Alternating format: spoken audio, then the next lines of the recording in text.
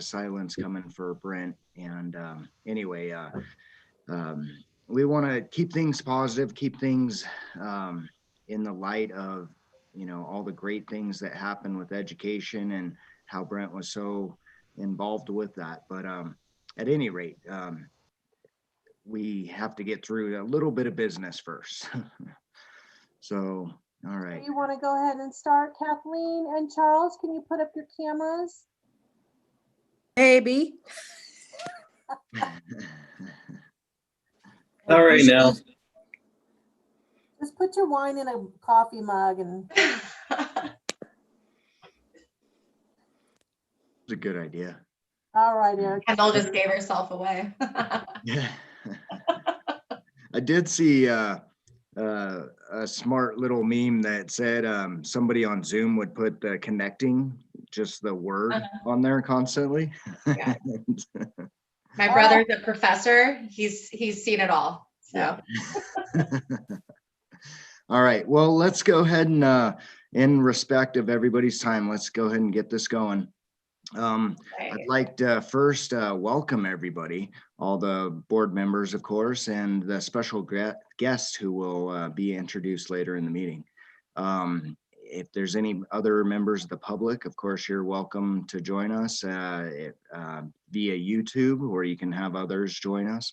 If anybody is looking to make public comment, please email them to educationalliance@washowschools.net. So anyway, with that, can we go ahead and do a call to order with the roll call?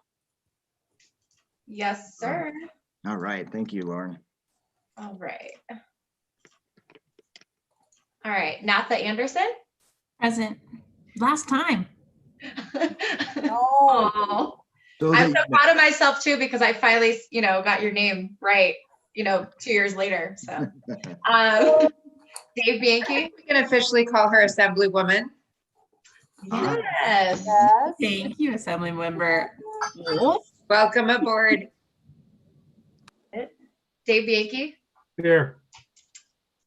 Debbie Beiersdorf. She'll be late, right, Kendall? Is that what you said? Oh. Okay, I'm just gonna put late. Christine Brown. Here. Melissa Burnham. Nope. Okay. Joe Klein. Here. Melissa Dedman. Here. Mary Luz Garcia. I'm here.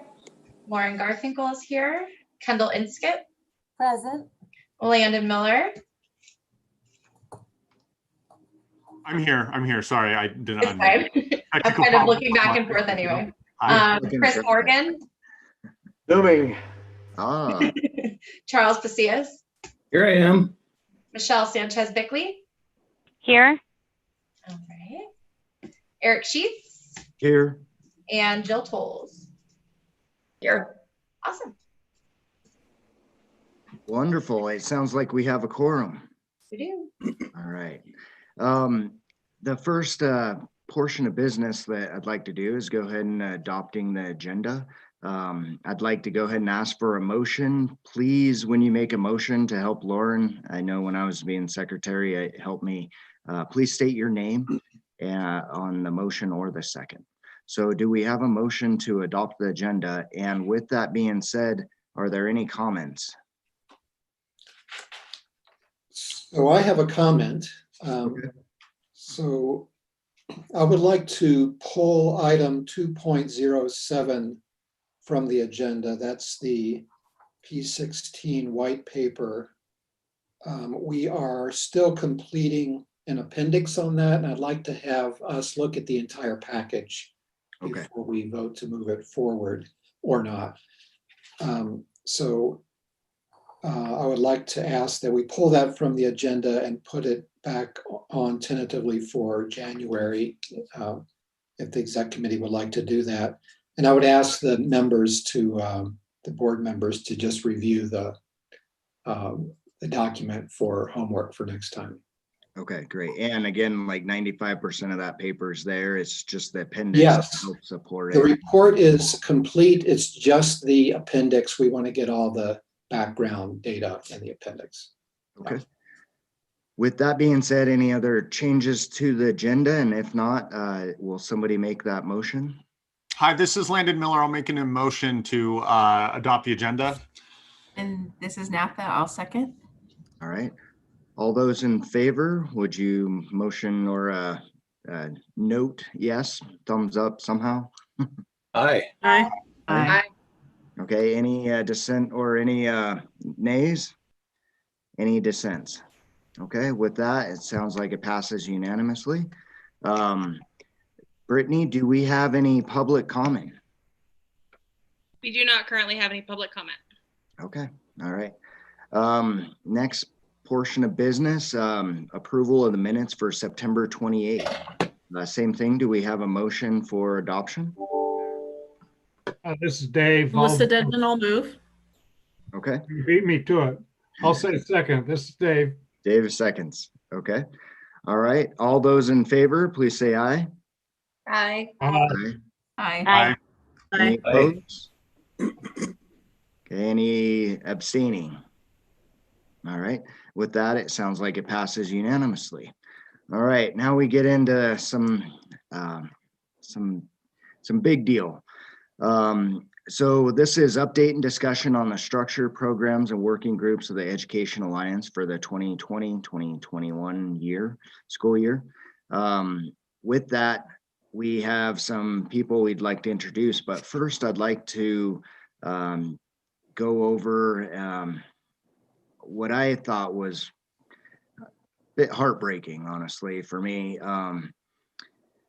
I know others have made comments as well, but unfortunately, if you don't know, Brent Boyton has passed, and anyway, I believe it was related to the COVID. At any rate, I'm kind of blown away by it. I loved listening to him. I was so jealous of his voice. It sounded so good.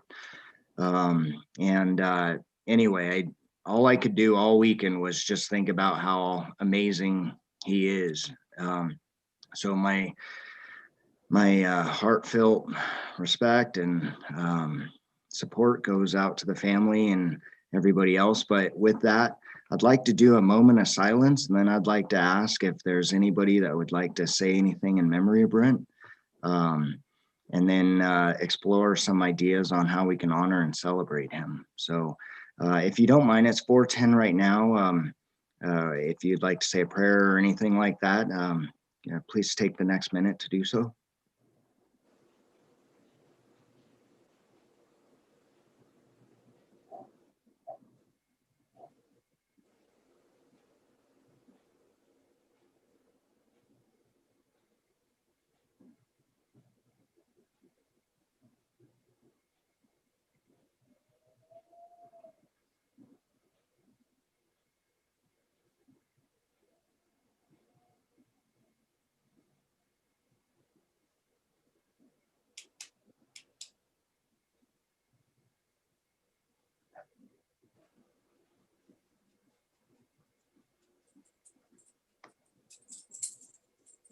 All right.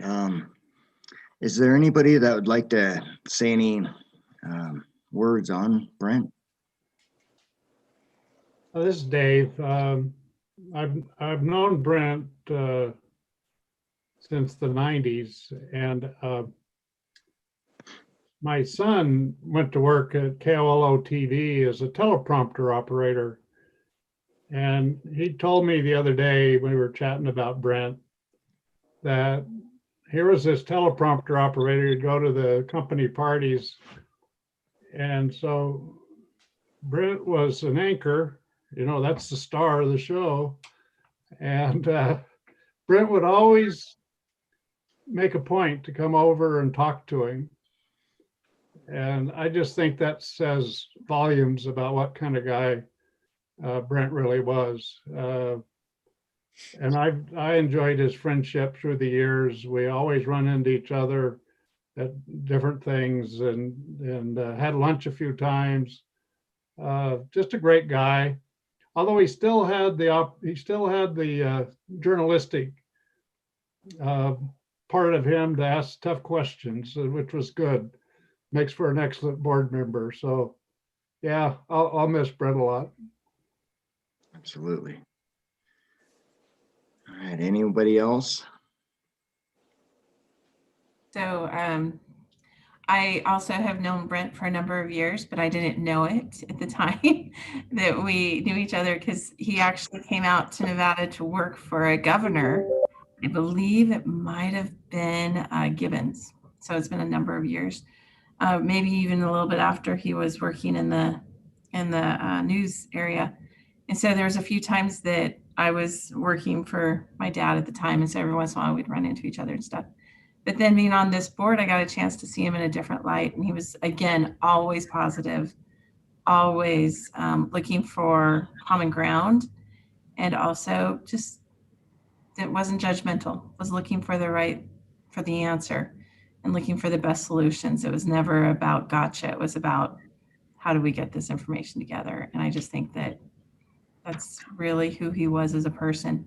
And also, Kendall, unfortunately, when you sat us next to each other, we would giggle a little bit too much, I know.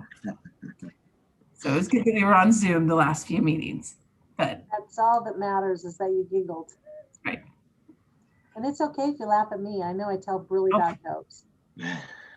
We So would- I'll jump in if I can, because I think right there, like, illustrates just how perfect Brent was with everyone, because I would say that he was my buddy during board meetings who would sit next to me and make me giggle. So I think that speaks volumes about who he is. He was one of those people who had the ability to make you feel special, no matter who you were, and that you were the most special person in the room. And that is just a phenomenal gift in a human being. And I remember him actually, I'll never forget the first time I met him. I was scared to death. We did the PBS broadcast. It wasn't a debate, but it was a big town hall around AB 46. For those of you who remember back when I got my feet wet in the political world in 2013, which was the original bill to seek funding for school construction. And I was a parent voice at the time, and he came up to me afterwards and I complimented him on what a phenomenal voice he had. And he complimented me saying, well, I know that if I was advocating for something, I would want you to be a voice for it. And I just really remember that leaving such an impression on me, because it was scary as a mom to be on TV and doing that. And so just really genuinely heartbroken when I heard the news. Well, Right. I'll go next. Go for it, If that's okay. I met Brent at the Reynolds School of Journalism when I became a development director there in 2003. And Travis Lynn, the acting dean at the time, passed away. And Brent was there. We were all in a room kind of doing what we're doing now, just talking about, and I was brand new, and he was bawling like a baby. He was just so, he touched my heart because he just was just unapologetically real, which I appreciated, you know, and I learned a lot about Travis Lynn, who hired me. And it really was a perfect stranger to me mostly. And I learned a lot about him just through Brent's words, which of course always rumble in your soul. And then when I got this job in 2014, I'm like, I have never been in front of a television. I don't know how to interview and do the talking points. And I said, Brent, do you ever do, you know, pro bono, of course, media training, because that's his company. And he said, of course, I'll help you. He came and sat with me for an hour. And gave me all these tips and tricks, and you know, you got to have this in line and this language, and it has to roll off your tongue and so forth. And the last email, oh gosh, after Face the State, he saw Face the State. He sent me the most amazing email that said, Kendall, you've done it. You are a pro in being interviewed and being, you know, sharing your story and making it seamless. And he said, Ariana sometimes went off in the weeds, but you still brought her back, and that's supposed to be her job. And his compliments meant so much to me because he was my mentor. And so much that I actually forwarded to my mom and said, look at what Brent Boynton, this pro, said, you know, how I did. And it just was like so uplifting. And I'm sorry for being emotional, but I just think he's a really good man. And it's a great loss for all of us. Absolutely. The amazing part that I see out of this, and I want to repeat what Joe and others have said, is he made us smile. He made us giggle. He made us think positively about our community and what we can do. And him being a part of us, I think is, you know, it's a statement. And I think one of the best things that we can do is keep fighting for the kids, you know, and that's what he would want us to be doing right now. So anyway, does anybody else have any other statements? And if not, I'd like to ask if anybody has any other ideas. I think, Joe, you might have something on how to honor and celebrate him. I was going to propose that I can request a state proclamation for Brent. And I think that that would be, in fact, that would be really sweet, Natha, if you want to do it as a joint proclamation, and one of your first. One of my first ones. I know that I actually tried to look up the one for your dad earlier today, because I know we did one for him when I was a freshman, and I wanted to use that as an example of what they look like. But maybe you can help me find that. I had a hard time finding. I'll have to ask LCB, but would love to provide that as an example. And I sent another example over to Kendall earlier today, but if of what those proclamations look like, but we can request that one's officially drafted from the state of Nevada, and we'll frame it and provide it to his family, or present it to his family, and we can figure out how best to do that. And but I wanted to solicit input from all of you. If there was anything that you wanted to email to Kendall, I think might be the easiest. If Kendall wants to send out a sample of what it looks like. The one I sent her was for Mayor Bob Cashel, but you can see how the format of how they're written. And if you have suggestions, it's just great to see ways to incorporate his professional career, his personality and character, and also his impact on the community. That's a great idea. Thank you. Awesome idea, Joe. Love it. Super good. All right. Well, and obviously, others might have some individual ideas they'd like to do as well. And of course, they're welcome to that. I know I'll be donating in his name on a couple things. Gosh, just amazing man. And I think, again, the best thing we can do is just keep fighting for kids, fighting for the benefit of our community, and anyway, I gotta kind of grab my breath there. Anyway, how about I go ahead and hand it over to Kendall? Could you introduce our wonderful guests? Yeah, absolutely. I'd love the idea of honoring and celebrating Brent in some way through the Ed Alliance as well. And so if you have any ideas, I look forward to getting your emails. Maybe we rename something or in his honor or whatever. One thing, may I interrupt real quickly? And I hate to do this, but one thing that was something, at least from my experience at the journalism school, that maybe could be something that we could consider is trying to maybe find a way to partner up with maybe some high schools or the Reynolds School of Journalism, and maybe try to find some sort of scholarship for him, like named after him, that, it doesn't have to be that much money, but maybe it's $1,000 a year or something, and it helps a couple of kids with some journalism classes up at the university. Or maybe it's like a high school, some high schoolers who have a path in journalism. I mean, Brent and I, we shared the same career a little bit. He was at Channel 2, was the anchor, and that was something that I did as well. And you know, just to a testament to who he was as both a professional and caring for education. I mean, that might be a neat route to take, even though if it's not like that substantial. But I think any money, anything can help those kids, and it's something that will last. You know, it's something that will last. They do presentations up at the journalism school pre-COVID, talking about some of the scholarships that they have. And I think that the journalism school would be more than happy to get on board with something like that, considering that he has history at the school too. So that's just my 2 cents on that. And I think that could be a way to honor Brent that lasts for years to come. And it can be something that we can organize and put together. So that's my idea. I like that idea. And maybe, I don't know, you know,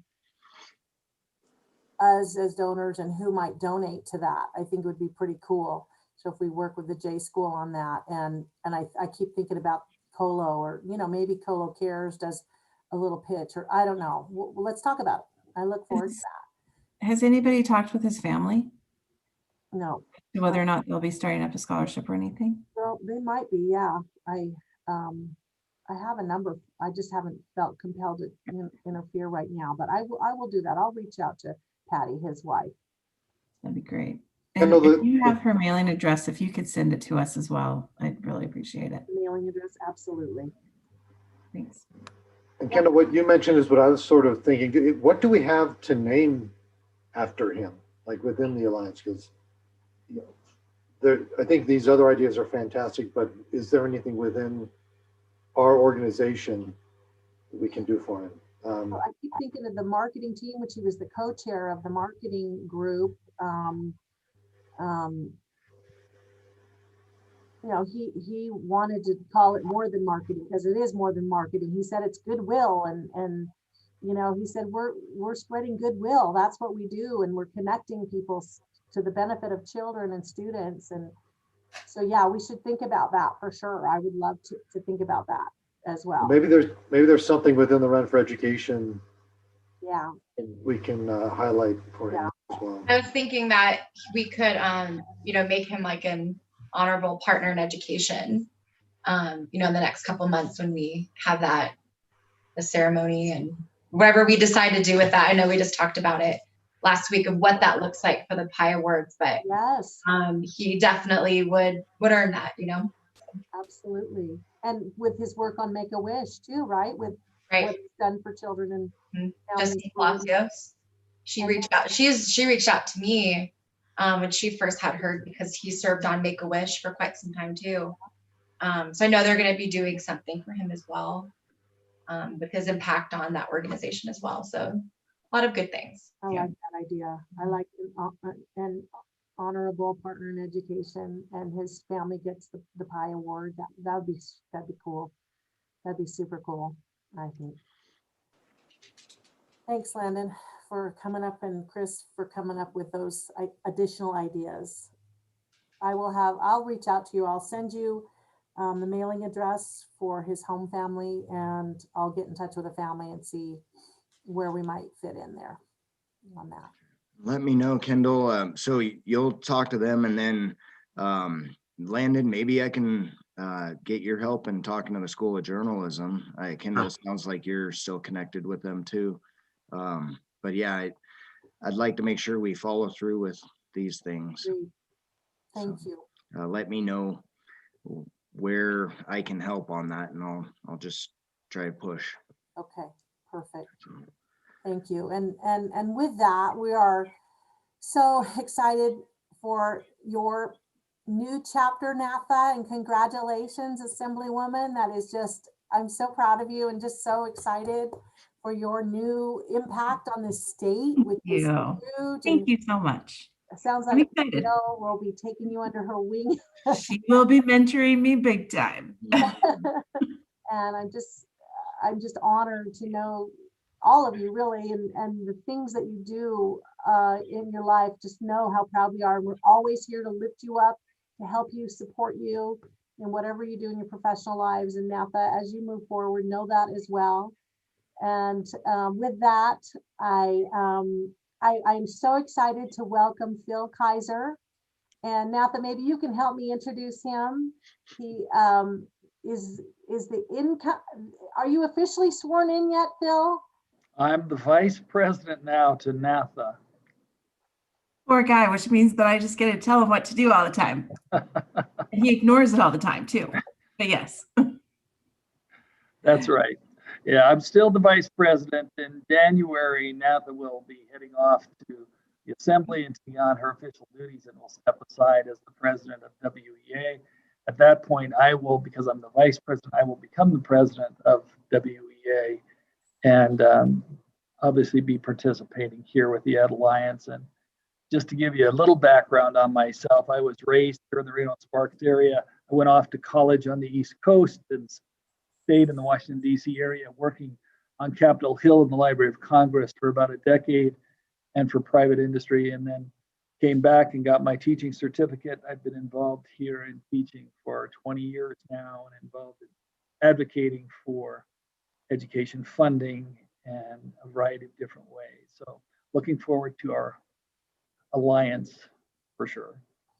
Well, and thank you, Phil, because you've been very, very active at the run and a lot of our other activities that we've done at the Teachers Warehouse and the Run for Education and all the prep work that comes with that. And you've been a smiling face and volunteer for many years, and I'm grateful for that. I want to add one little tiny thing about Phil. Please. Well, two actually. First, he's the brother I never wanted because he's always needs me. But actually, we're very good friends. But the second thing is what a dedicated educator he is. We were going to try to see if we could actually buy him out earlier, so we could spend like a month of the transition, 6 weeks. But he teaches AP government, and the person that was teaching AP government had to go out on a medical leave just for a surgery, but will be coming back in the new semester.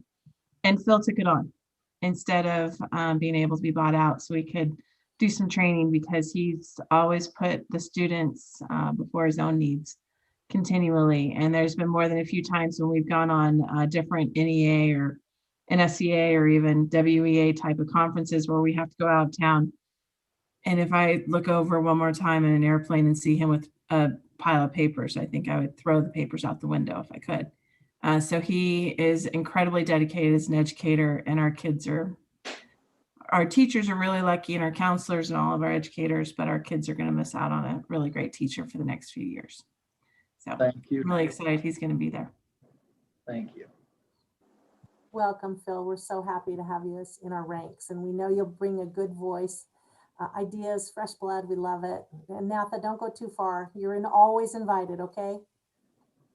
Welcome, Phil. And now I have Welcome, Phil. And now I have the pleasure of introducing the new Education Alliance Secretary, the cornerstone of our office now, Kathleen Newman. Kathleen has been here at the office for not even a month. Yes, it's not even. It went in the blink of an eye. She is learning so fast. She is from the East Coast, and I'll let you tell a little bit about yourself. She raised 3 daughters here in the Washoe County School District. And I'm just delighted that you're on board, Kathleen, to help us navigate all the things that we do, and especially Business Plus, which is the software that we use. But you've learned so fast, and I welcome you once again. Thank you. Like I said, I've been there a month. It's been a pleasure. Brittany and Kendall are so welcoming.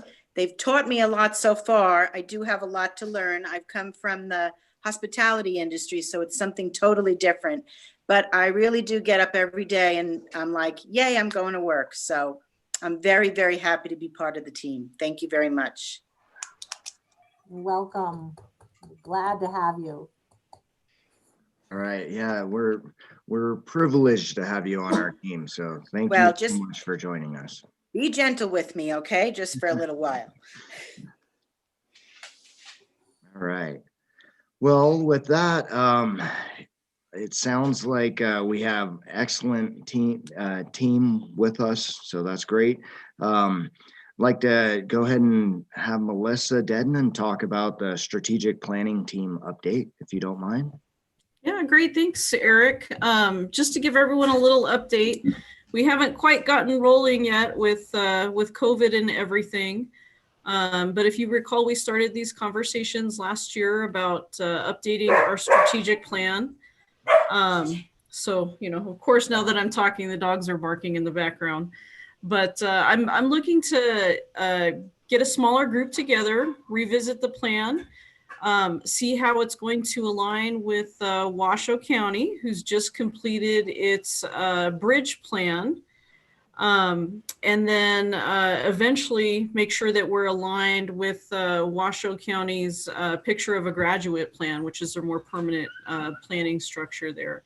So we want to, really work to see how best the Education Alliance can support Washoe County School District and reflect this in our strategic plan. So if anyone's interested in being part of that smaller group, to take a look at our current plan, meet with Deborah and potentially other members of Washoe County, see where they're going, kind of get their feedback on how we can best support them in their endeavors, please let me know. I'd love to have you.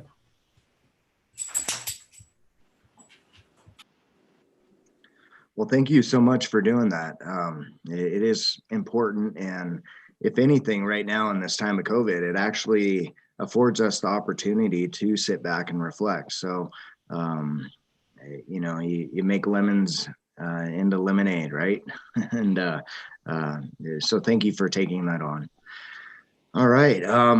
Landon, would you mind giving us an update on the marketing team? Yeah.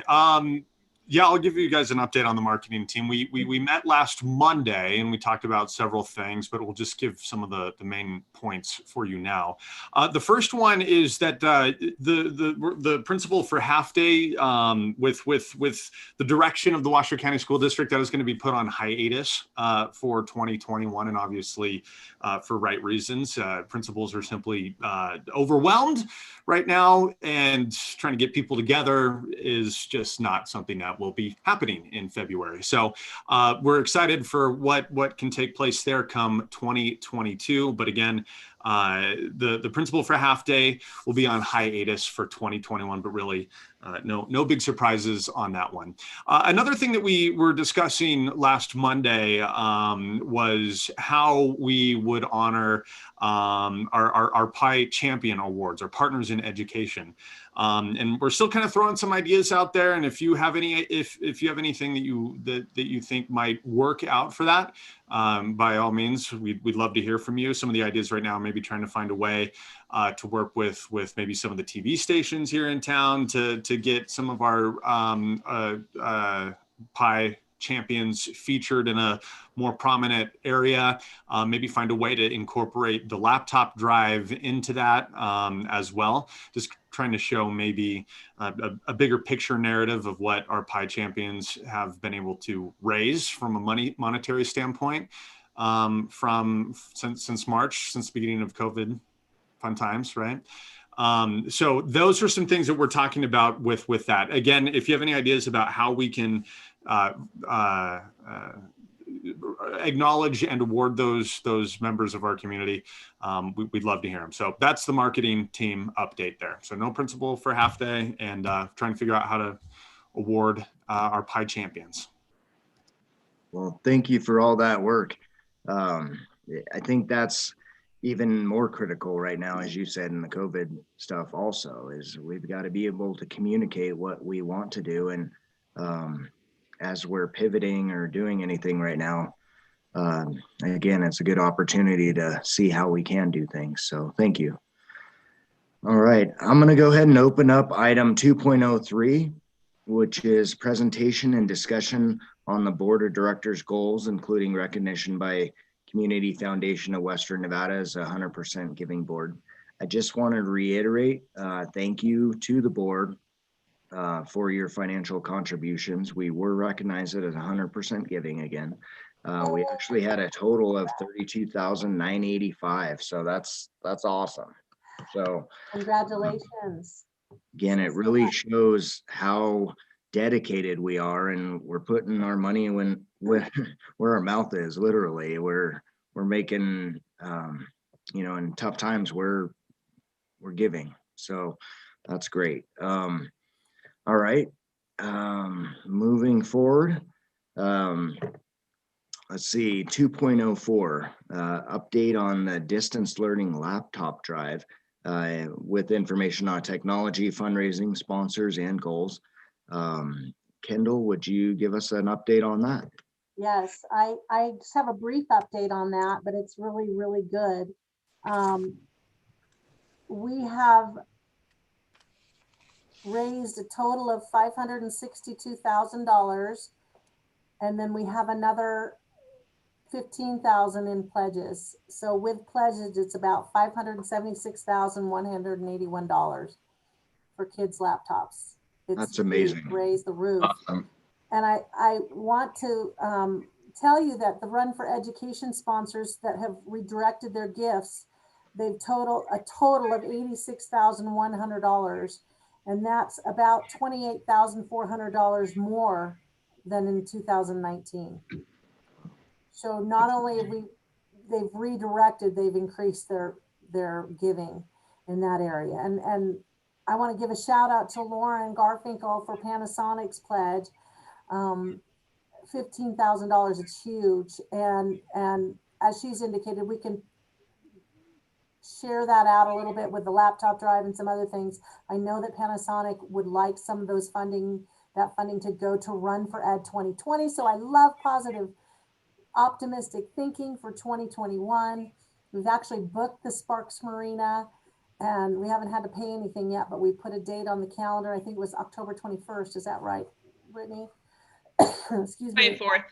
24th. Pardon me. I get my Sundays mixed up. But Lauren, thank you for facilitating that big gift. So that was part of the redirection from the Red for Education as well. I just ordered another 200 laptops that will be here within 10 or so days. And then tomorrow we're going to send another press release out, given the news that high schools and middle schools are now 100% distance learning. And we're just going to go ahead and make a new push for additional fundraising. Excuse me. Wow, that's amazing. I mean, those numbers are just mind-blowing considering, again, how tough things have been. And I would suggest, I mentioned this in the exec meeting, you know, Reno getting some money from the CARES and giving it for computer programs as well, or computers. I would suggest that a lot of our efforts and marketing that you've done and our team has done have assisted in that, you know. So I think our reach is going a lot further than even just the numbers that we're talking about right here. So congratulations, team. Thank you. Lauren, tell me your thoughts and comments about Panasonic's desire to give such a large amount given the circumstances. Yeah, I mean, I had a conversation with Kendall when I gave her the exciting news of the big chunk of change coming her way. But I think it's exciting to be able, it's something that we want to do, obviously, you know, whether I'm part of Panasonic or not, which I'm not leaving. Okay. But if I were to leave, it's something that Panasonic is really wanting to kind of, you know, keep onward and upward with that support. And I mean, I think we doubled, almost even more than doubled the amount. So, you know, as we get bigger, which again, we're still technically a startup, so will that dollar amount, which is great for our community. And of course, you know, our, I guess you could say our footprint and the education component of our community as well, which is great. I know Tesla has also made some big strides with education and their programs and stuff too. So hopefully we can, you know, be more of a cohesive unit in that is what we're looking for, you know, for the future. But all great things. And I think with large companies like us supporting, it's only going to maybe ignite the support of other large companies coming into our area who maybe aren't as, you know, hands-on with the community or giving back and what that might look like. So, you know, hopefully what we're doing will be kind of like a blueprint, you know, for other big companies coming in, which we know they're coming. So, yeah, happy that I was able to facilitate that. So, thank you, Lauren. It definitely sends a message and a challenge. Exactly. For organizations and businesses. And big companies are competitive with each other. It's like, if they're going to see us do 15, then, Apple might be like, let me just slide in 20, so. Absolutely. It's Good true. job. Yeah. It- And you're right. It does set the tone. Mhm. They've got something to look to as they're trying to get involved with the community. So you guys are setting great examples. Yeah. And then for what I was also telling Kendall, our sponsorship month is usually September. So with that amount, kind of splitting that into the run that's happening and then the run ahead, you're kind of having like that head start, with planning and everything. So you already have that extra amount, just knowing that we're going to constantly, and it might be good for other organizations if they want to pivot that way too, to like, help the front end. And, there's what is it? I can't think of a word right now. The pledges. Pledges are great and everything that usually come after the fact, but we can get like the pledges up front. That'd be good too. And that's our seed money for sure. Exactly. Absolutely. Well, it means a lot, and it does send a good message. And I hope that you will extend our thanks to all of your leadership there at Panasonic. And of course, I will say that Dave Meyer is very sad about Principal for Half Day. Our VP of HR loved it last year. We were hoping to get our president, Alan Swan, in this year, but it's always next year, right? Next year, 2022, we will do it. Absolutely. And we're looking forward to it. It's a great event. And now with Chamber moved over to a new location, maybe we won't be quite as jam-packed, and we can still partner up on a location for that, because that partnership is such a great one for all of our business leaders and our principals. They love to get out, into the business world, into our community. Absolutely. And we are going to be thrilled to host you when that time comes. Awesome. I'm so glad. So one update too, I think last month I told you, or in September I told you, that we were selected as one of the 5 charities by Microsoft Reno and during their Gift of Giving month. It's Employee Giving Month. And I got a great email from David Taylor, who's the head of community outreach. And that amount is about $8,300. And that's all from their employees and their challenges and their fun things that they did during the court. And that's for Ed Alliance. There were others charities as well, but that is for Ed Alliance. So that's huge. And you're going to see that press release, I think, already went out. And then we'll be pushing it out on our Ed Alliance sites and so forth. So that's my update on the laptop drive. All right. Well, that's excellent.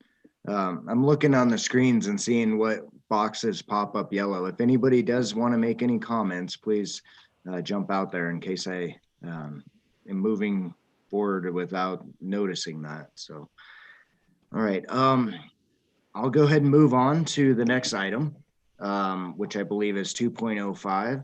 It's the consideration of approval of the 2019-2020 Education Alliance financial statements for July 1st, 2019 through June 30th, 2020.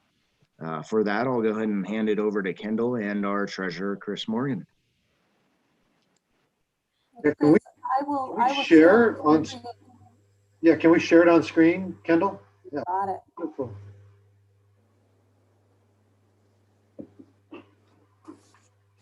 Awesome. You want to start? You want me to start, Kendall? I'll turn it over to you. I know you have all the notes ready. Yeah. All right. Well, we have some notes ready. I'm here with you. I'm here. Yeah. So as Eric said, this is not what's going on today. This is where we landed at the end of the last fiscal year, right? So this is July 1st, 2019 to where we were at the end of June of this year.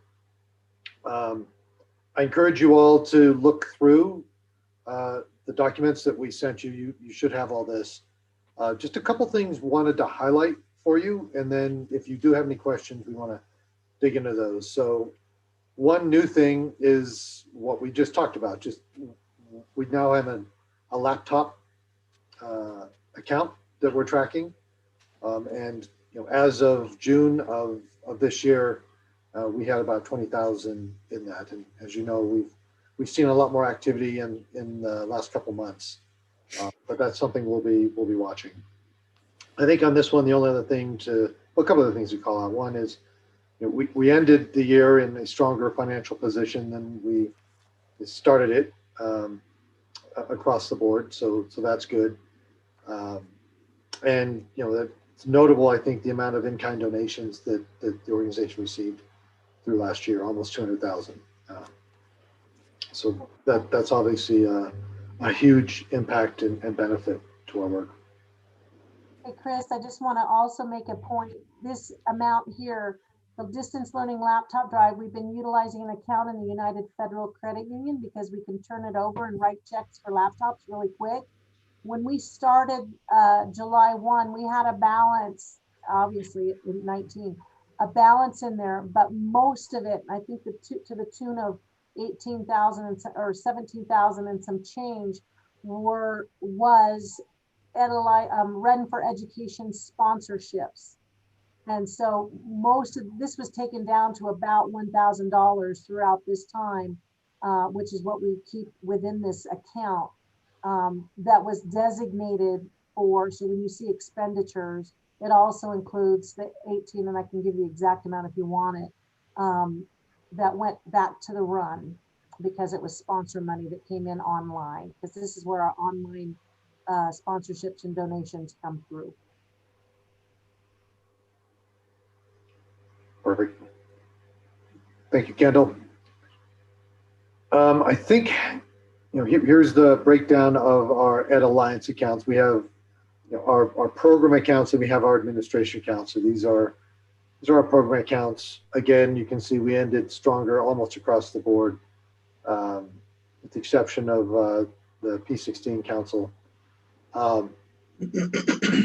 Notably, we have a large balance, had a large balance, and continue to have a large balance actually in our Run for Education account. So I think we as a board probably need to think about that as we move into next year. We do have additional budget, but that's money ultimately that should probably go back to our community in some way. And so I think just know that there's a significant amount there that we need to determine how we want to best support the district and our kids. The only one, just as a reminder here, the administrative fees, we get I think 5% out of the fees from managing the fees that we get, or the funds that we get from supporting a lot of our extracurricular activities concessions. So we most of that is a pass through, but I think we made it's on the other page, but about $2,500 or so from that last year, 2022. So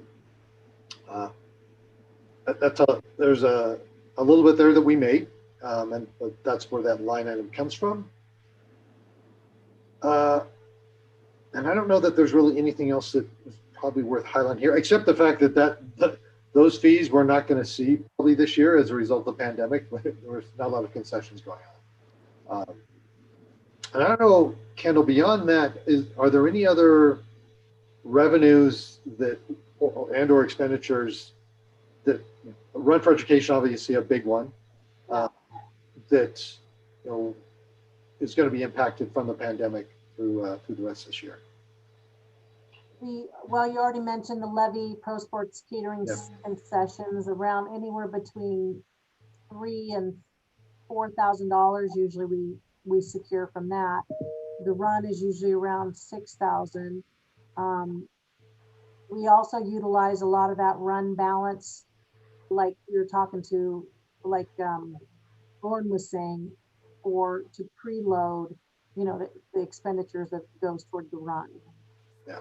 And we've already approved that budget, which you'll see in our budget presentation next. We also have, and that's part of our budget also, is we have funding put away for audits and tax prep, that sort of thing, contingency, which I'll update you on that here in a minute when we look at our budget. And that's a pretty critical point too, because, you know, in some of our overheads, are, you know, the 5% does kind of reach to cover things like audit and taxes and making sure everything's prepared properly. So anyway, that is an ongoing discussion. I know we mentioned the UNR has up to, I think, 50%, I think Melissa Burnham said. So anyway, it's certainly something for us to continue to talk about. Kendall, is the EA hiring any interns from UNR this year? No, Okay. although we have put in an application, but remind me, Brittany, for the journalism school for a web intern, which is at $12 per hour. But we're still waiting on that one, but we usually have a community outreach,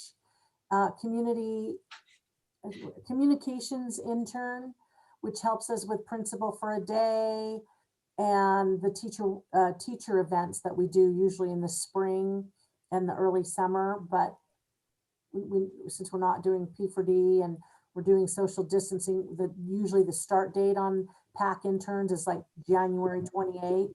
And we just felt like it was just too soon to have someone in office, you know, and to keep them busy enough to justify their work. Yeah. So I have a question, Chris, and for Kendall. In the past, sometimes the money that we've been able to get from Run for Education, we've been able to give to Dean's Future Scholars, as well as some of the other programs that were not necessarily attached directly to just one school. Has that money been divided out to those programs yet, or is that still a consideration at this time? Because like Dean's Future Scholars, they're still meeting and they're still working, even though it might not be in the same fashion that we're used to.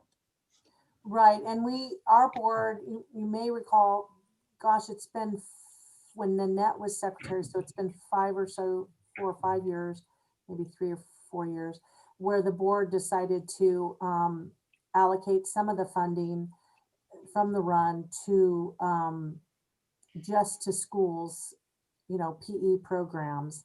I want to mention that big balance at the end of the run also includes the savings that we were able to get with the run budget, because it was to the tune of about $15,000 last year. Our budget was $39,000, and I think we got it for, we were able to complete our run for $22,000 or something like that. But as far as Dean's Future Scholars, and we did Nevada Teach, we took those off the board at that point, but we can certainly revisit it. Okay. And I can share what it was that we came to that conclusion. I think I might have been part of those discussions, and I've only been on the board for 4 years. I know it seems longer than that, but I've only been on it for 4 years. Oh, no, that's good. I just recall we made a decision to put it toward the high school, the element. We raised it from, I think, 1,500 to 2,000, and then we went just to the elementary schools. Thank you. It. But I'm happy to share those guidelines again. We had 3 different tiers and 3 different funding tiers, and I'm not, I can look it up. I'm trying to look it out as fast as I can here, but certainly we can look at that guideline. Happy to do that. Yeah, because we do have that significant balance, right, Kendall? And potentially that's something we might want to think about as a board, is going back to some of those other organizations and seeing whether it might. Yeah, we did propose to utilize some of that funding for our secretary, obviously. Right. We're also pre-loading the budget for the run next year. But yeah, certainly we can look and see what other, you know, I have the full tiered thing, but I just don't have it handy. I'm at home right now. So, yeah. And I also want to make sure it's clear. I'm still advocating though for our kids to get PE, because being stuck in front of a computer, not good. Let's just admit it, whether you are in school or at home. So any way that we can get more PE into our elementary schools, that's great. Yes. But with such a significant balance, that's just something to think about of some of the other programs that we've helped in the past. Agreed. Thank Here's you. an interesting thought. Maybe we could talk to Mary Lou's and her team. Is there anything that DFS might be able to specifically do with PE associated with COVID at home right now? I don't know, just a thought. Kind of kill a couple birds with one stone there. All right, well, thank you for that update, Chris. Yeah, just a couple of the quick things so people Sure. are aware when you look at it, what you're looking at. So you also have a slide that covers the administrative accounts, and again, nothing. I don't think there's anything significant there to call out. But if you have any questions, please reach out to myself or Kendall. You have the breakdown of the in-kind donations, and then you have the breakdown of those administrative fees that we collect. Right. Any questions about last year before we share the budget? Perfect. Yeah, I'm good. I thank you guys for looking at that. I know that at the exec board, you were looking at making sure the numbers matched, and you got it there from the emails that I saw.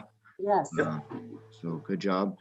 And with that, if I don't hear anything else, I see Mary Lou's up there. I don't know if you want to say anything. Well, real quick, Eric, Kendall, did you want to just look at the budget? You want to let everyone? No, Eric has to get Mary Lou's comment, and then we need to ask for a motion and a vote. Yeah, so we'll get that, and then we'll Okay. go ahead and open up the next item, which is the budget for next year. I got it, sorry.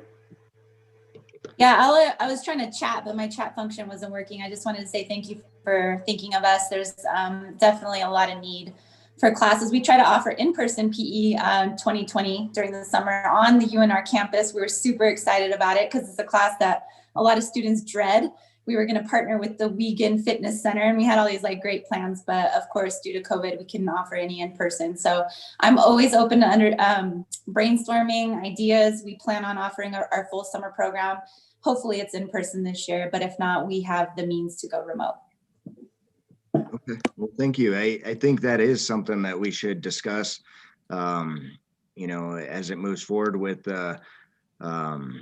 you guys, Chris, and your team, but also with the exec board. And there's something there. I know we were even brainstorming about doing the YouTube stuff and, you know, some ideas on how to get kids active, and maybe this falls into that. Maybe if you guys don't have a summer type thing that you're able to do, maybe this can fall in. But anyway, that's another topic. And so we'll go ahead and move. Is there a motion to accept this report? This is Dave. I'll move to accept the financial report. All right, thank you, Dave. Is there a second? I second that. Thank you, Charles. Can I make a modification to that? Okay. Chris, I know you were going to bring it up. Yeah, I thought that was a separate motion, but we can cover it here if you'd like. I think we should update the motion for approval. Okay, so right now we're currently scheduled to give this report out to you in June and September, which is nice, but it seems like it would be better to space them out a bit. And so our suggestion is to give you sort of where we're looking at the end of the year in June, where we currently do, but move the presentation currently scheduled for September to this time, kind of the November timeframe. And that allows the time for the numbers to settle out, which it tends to have a long encumbrance period at the district. The Business Plus program, things don't lock in for 30 to 60 days after June 30th, which makes it difficult for us to put our finger on one date. But we know that by November, if you're willing to change from September to November as a reporting date for the prior fiscal year, we will have a lock-in and a lockdown on those numbers. I would suggest that be a separate motion.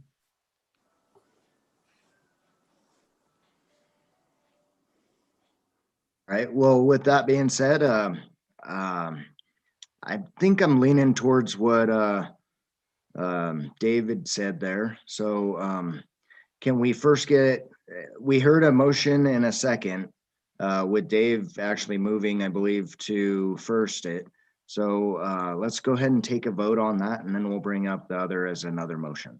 Who was the second? Charles, I believe. And Debbie, I think you're going to say something. I don't think we can have two motions if it's not on the agenda. I don't think we can put that on there. Okay. Does the board have any heartburn if we do combine that? All right. Hearing none. Dave, do you, I'll are you revise going to my amend motion that? to accept the financial through June, and that in the future we look at the adoption in October, November. I'm not sure what you said, Kendall. Was it which month? November. November. And June. The June For would stay future the same. financials. Okay. Charles, are you good with still seconding that? I'm good with seconding. All right. Thank you. With that, I'll go ahead and take a vote. All those in favor, please say aye. Aye. Aye. Okay. Any opposed? All right. Any abstaining? All right. Hearing none, it sounds like it's unanimous. So it does pass. Thank you for that. So I'll go ahead and open up the next item, which is 2.06, consideration of approval of the 2020-2021 Education Alliance budget. Again, Kendall and Chris, would you mind enlightening us? Yeah, you want to go, Kenny? You want me to? Go for it, Chris. Yeah, I mean, again, nothing really exciting about this, really. Pretty much a similar budget to what we have or had last year. I think the one thing that we may want to look at is that there was, we didn't have any budget last year, but there were some information technology supplies that were needed, and we ended up using some of our other funds for that. We still don't have any budget for that next year. Ken and I talked about it, and I think that's still okay. And if we do need anything, we can maybe take it from another account. But you can see if you look down the line, really, we're not suggesting any significant changes from last year to what we are getting this next year. Well, and that makes a lot of sense to me in the hope that we can go back to normalcy, you know. Yeah. Of course, if things continue, and we'll have to stay on top of it, and I appreciate your team doing that. But I think we've got to hope how we're showing it there. So anybody have any other comments on that? And if not, I'll go ahead and ask for a motion in a second. So I do have a comment. I respect what you're saying, totally what you're saying about not having anything for distance learning. I think though there should continue to be some sort of line item with distance learning of some sort. I totally agree with with the sentiment, Eric, of us being hopeful and doing the right, and you know, we're going to go back. But unfortunately, or fortunately, for some of our kids, they are succeeding actually with the distance learning. Some of our special needs kids, especially, are getting getting a little bit more comfortable with it and everything. I just think it'd be smart for us as an organization to continue to have that as a line item of some sort. At this time, I don't know if it would be smart or not, because you guys have already got the budget balanced, which is awesome, to have an amount in there. I do think that it should be something that is considered, and there's always that possibility as well that we might have some other companies that come in that want to give money directly to the distance learning area. And that would be where it would go. It's just, I want to be as hopeful as possible and as positive that everything's going to be okay in 2021 and 2022. but I think that it's gonna take us a long time. And I don't think it's gonna be back to everything being the same in just 10 months.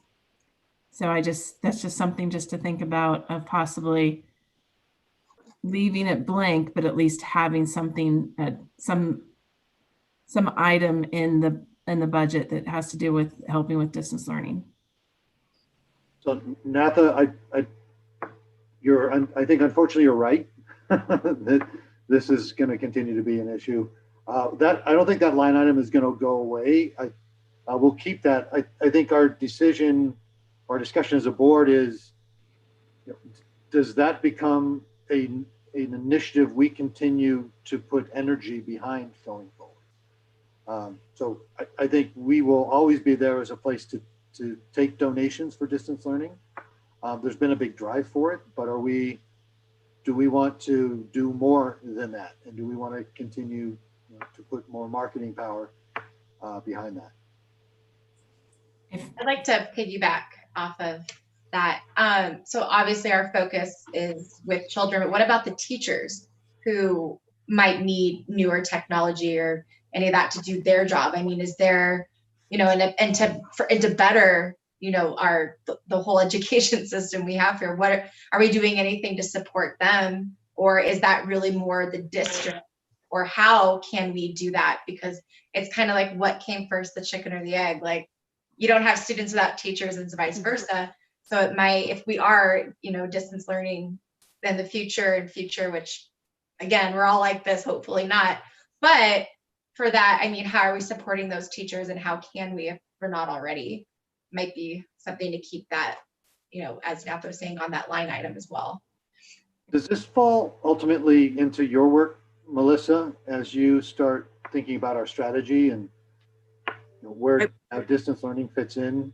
I was just going to comment on that, generally speaking, as we look to our new strategic plan and how we can best support the district, I mean, I think these are conversations that we should be having. I mean, do we define our strategic plan around specific fundraising events, or do we define it around, how we support the district? And then we, part of the action part of that plan then becomes to support the district how they need it. But no, I do agree with you guys. I think you and I are on the same page there. Yeah, this is critical in the strategic plan. So thank you guys. Let's make sure to include that. I see Jill's hand up there. Jill? Yeah, I just want to include my support in regards to having that discussion as part of the strategic plan moving forward, and as the sponsor of the distance learning bill last session that sadly never made it out of committee, and hindsight being 2020, boy, doesn't everyone wish that they listened to me, that it would be good just to have a statewide plan just in case. Will it get out of committee this time? What'd you say? Will it get out of committee this time? Well, I think well, yeah, I think by nature, it forced it into happening without even getting into statute. But yeah, I do think that it's important regardless. And I want to broaden the discussion beyond just COVID, right? To really preparing our students for the workforce, for learning, for being able to be digitally proficient citizens and learners and workers, and to be prepared for whatever, beyond just COVID. There's snow days, there's air conditioning issues, believe it or not, HVAC breakdowns where it's not a healthy environment for students in August to go sit in a building. It's 110 degrees. So there's lots of reasons why I think that this is something that's going to be here for good. And we should, and I personally think it's a good mission for us to include it in supporting that long-term for teachers and students. And if I may add a little bit to that, this is Landon here. I agree 1,000,000% with things that have been discussed. thus far. And another opportunity that I've mentioned in the executive board meetings is the issue of accessibility, right? You know, we talk about distance learning all the time, and the need for computers, but sometimes I think that another issue that we might be able to have a place to fit in, and maybe create some relationships with people who know, is how to get internet access, working high-speed internet access to some of these kids.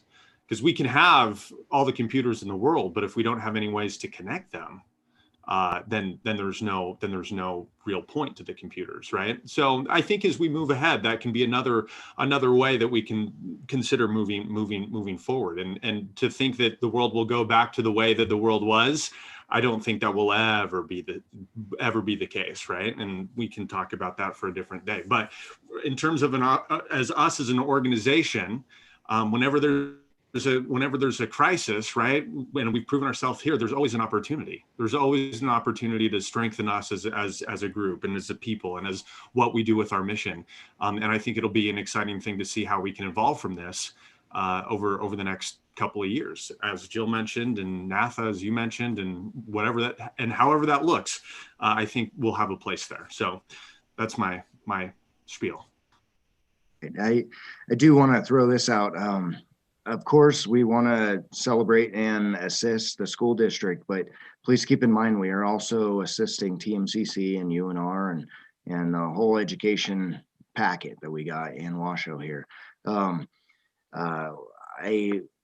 I would also recommend that we likely move forward on this budget if the board would be amenable to that. And then we make this a priority for looking at it in the strategic plan. Does that sound agreeable? Yeah, I think that's a great idea. Eric, we do have a line item with, I think, $500 to essentially facilitate and manage that, the work we're doing there.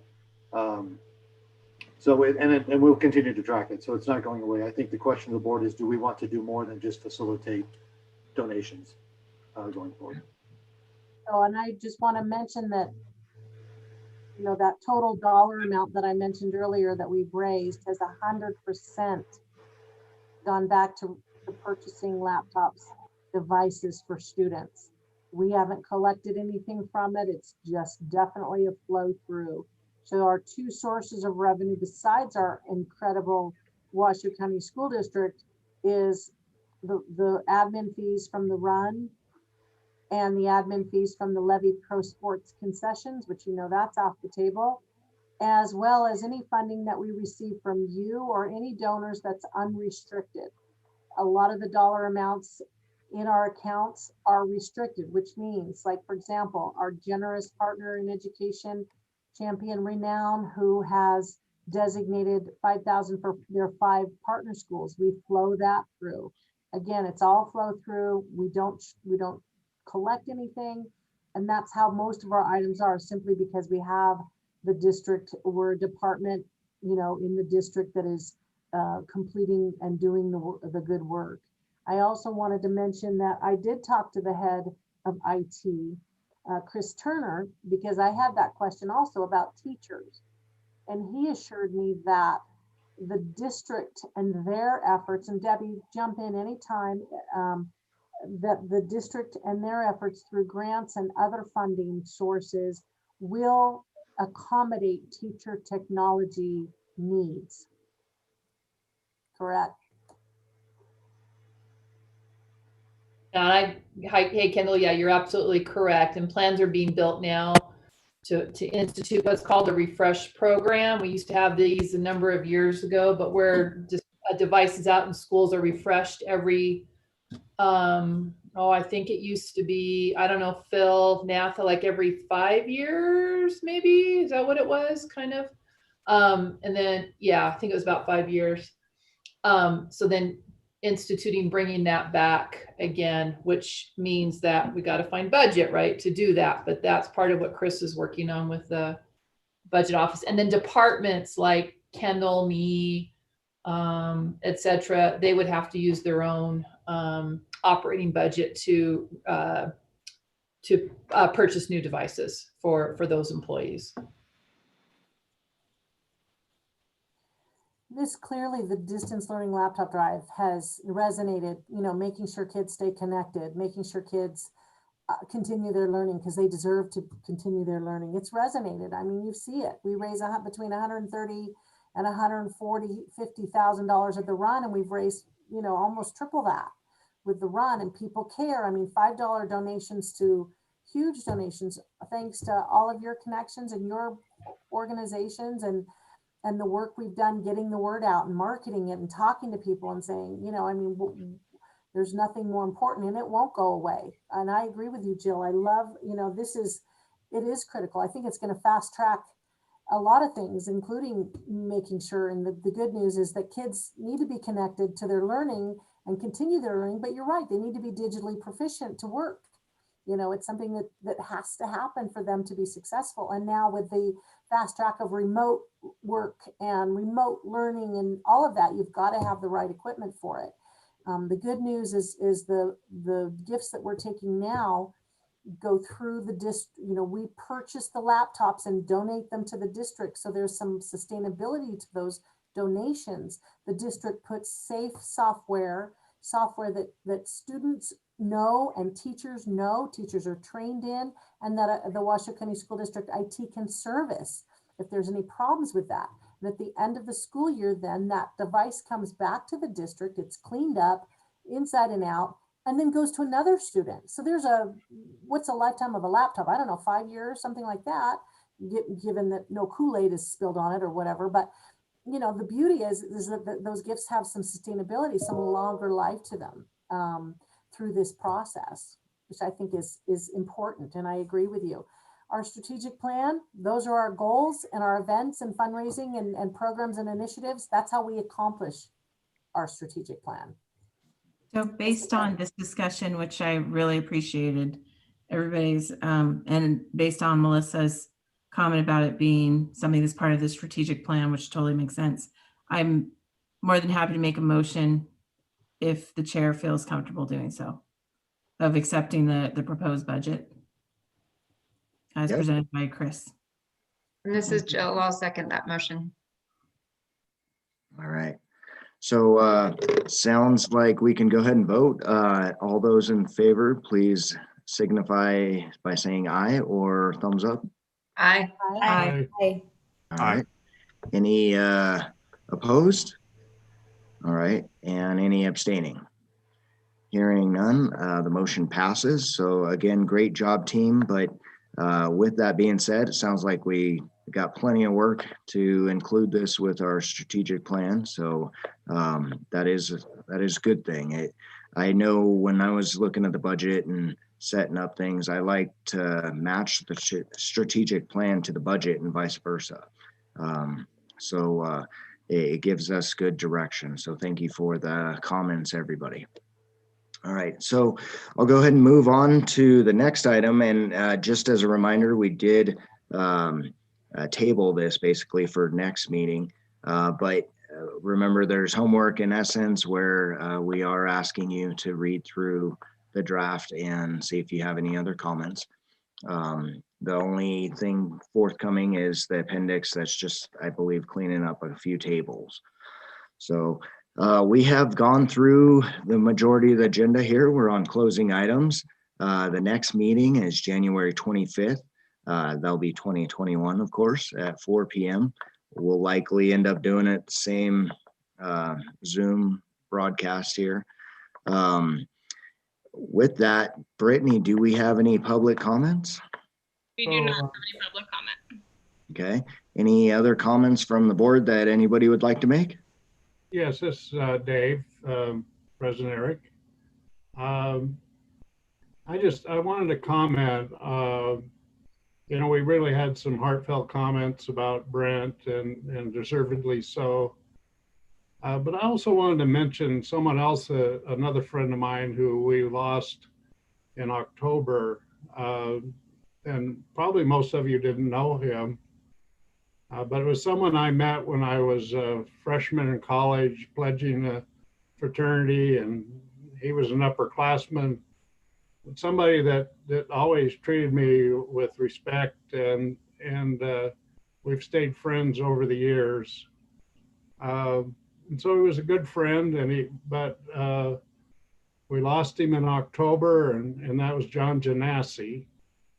John was a longtime educator in Washoe County. In fact, he was principal of 3 different schools.